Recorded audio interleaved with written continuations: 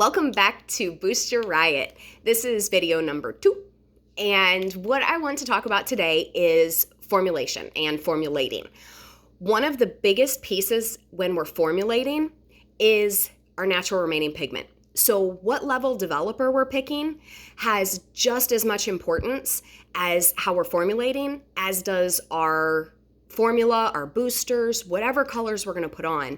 Because if we're not taking into account what that natural remaining pigment or that underlying pigment is, we're not going to be accurately able to create a color formula.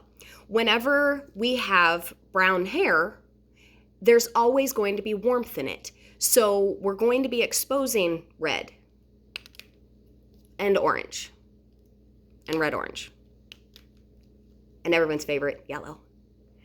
Now, if we're applying the semis and we're looking for rainbow color hair, this is our goal. We want to be at this bright white phase here. That's going to give us the most intense, vivid tones. And I feel like most of us understand that we have to get to that white tone to be able to put the really cool mermaid and unicorn colors on top of it. However, when we're formulating for natural color, we also have to keep in mind that the canvas that we have underneath is going to be so important to how we're formulating.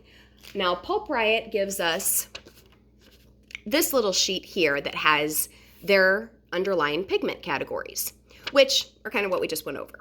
Now, whenever we are formulating for this, we have to decide, are we formulating to enhance the natural remaining pigment, or are we formulating to neutralize it? Because it's two totally different ways of creating our color formulas. Now, coloring to neutralize gives us the ability to know what is our natural remaining pigment and what color do we need to put on top of that to completely neutralize it out. So if we're trying to neutralize out yellow, we're going to use violet. But if we're utilizing the natural remaining pigment for enhancing our color, for coppers and for those really gorgeous reds, we want to know that we're putting more of that color on top of it. And our developer makes a difference in that, because if we're lifting a level 5 to a level 7, we're going to be exposing more of a red-orange. So we're going to be able to take that red-orange base, and we have to know how to enhance that red-orange base so that we can use it to our advantage instead of pretending like it doesn't exist.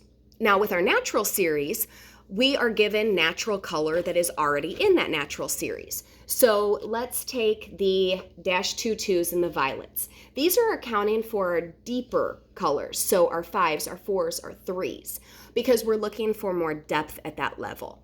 Now, when we look at our ash tones in the -1 series, that gives us from 10 all the way to 7. Now, there's already going to be some violet in there to be able to account for that. So we can use the boosters to enhance and to make it more. So instead of looking at it as the boosters are just pieces to add in, the boosters are really ways to enhance what we already have in our formula. So whenever we're looking at the -22s, these are my swatches that I have as just the boosters for the -22s. So to enhance your formula, I find it helpful to know what I'm putting in first. So if I want to take someone who is a clean level 10 and I put just that -22 booster on them, this is how much purple is in that booster. Now on a gray, this is the 50% gray swatch. This also gives us a lot of purple, but we also had that salt and pepper color in there. So some of the reflection that we're getting is giving us the violet, but we're also getting some absorption from the color as well. Now, when we look at more of the recommended color tones here at the 5 and the 4 for the -22s, this is going to give us that really deep, rich saturation. So by adding those to your formula, we're able to create some of these really gorgeous dark Merlot tones and the different really enhanced reds that we're seeing that are really popular on Pinterest right now and on all of our pictures that we get in as our inspiration pictures.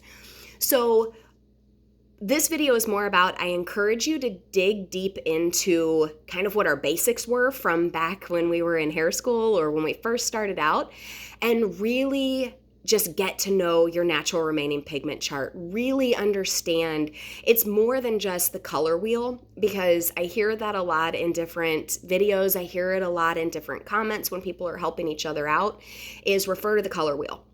Well, the color wheel is our absolute baseline for what we're doing.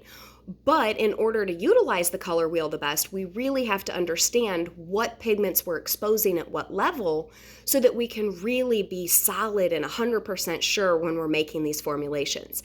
So as I continue to dive deeper into this Boost Your Riot series, those underlying pigments are going to make a difference in the formulas that I've created to be able to add boosters into the regular series. I have 3 different formulas that I've created that should make it a little bit easier to add the boosters in without it being so much of guessing why we're adding them in or how much, but being able to use more of a scaled gram and how many grams to put in. So that's going to be something that I touch on in these upcoming videos, but I felt that this was really an important piece that I think it's always in the back of our minds, but sometimes doesn't always come out when we're formulating in the color room, that is a huge part of what we're formulating for. So I look forward to speaking with you guys more and diving deeper into Boost Your Riot.